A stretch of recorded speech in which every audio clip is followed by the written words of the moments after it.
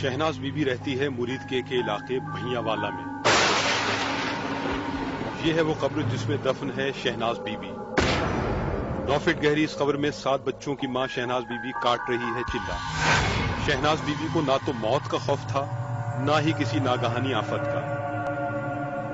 Shahnaz be be کے گھر کے قریب ہے پیر پتنگ شاہ بخاری کا مزار، جہاں وہ ہمیشہ حاضری دیا کرتی تھی۔ مزار پر جا کر دیر دیر تک وظائف پڑھنا تھا اس کا معمول۔ اسی مزار سے اندیکھے پیر نے حکم دیا اسے قبر میں چلہ کاٹنے کا۔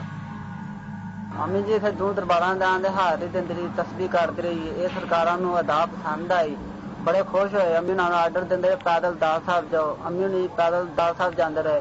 پھر بابا بوڑی شاہ سرکار جاندے رہے، جس طرح امی نال آرڈر ہوندا رہا امی جی جاندے رہے۔ شہناز بی بی کو قبر میں دفن ہوئے 7 دن گزر گئے تھے۔ پھر محلے والوں کو تشویش ہوئی اس جنونی عورت کے بارے میں۔ شکایت پہنچی پولیس اسٹیشن۔ قبر میں خود دفن ہو جانے والی جنونی عورت زندہ تھی یا چڑھ چکی تھی اندیکھے پیر کے حکم کی بھینٹ۔ پولیس پہنچی بھیاں والا میں شہناز بی بی کے گھر۔ یہاں صحن کے بیچوں بیچ قبر میں موجود ہے شہناز بی بی۔ پولیس آئی ہے اس کی قبر کھولنے کے لیے۔ قبر کھولنے کی خبر جنگل کی آگ کی طرح سارے علاقے میں پھیل گئی ہے۔ ایک بھیڑ جمع ہو گئی ہے اس منظر کو دیکھنے کے لیے۔ شہناز بی بی کے گھر میں قبر کے گرد لگ گیا ہے لوگوں کا رش۔ جس کو یہاں جگہ نہ ملی وہ قریبی گھروں کی چھتوں پر چڑھ گیا ہے۔ دلوں کی دھڑکنیں تیز تھیں۔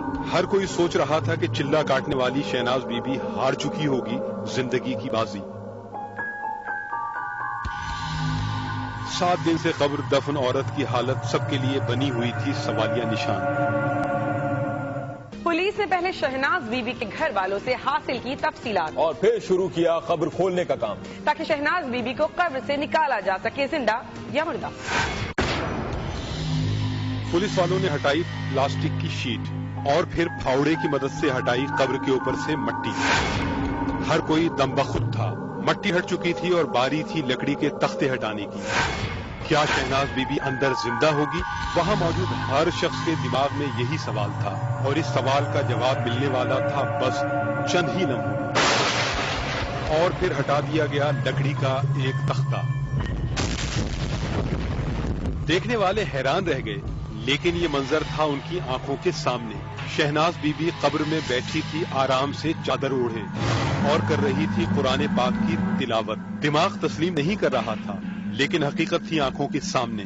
اندیکھے پیر کے حکم پر قبر میں زندہ ہو جانے والی شہناز بی بی بیٹھی تھی زندہ سلامت۔ ہر کوئی سوچ رہا تھا اس اندیکھی قوت کے بارے میں جس کے ساتھ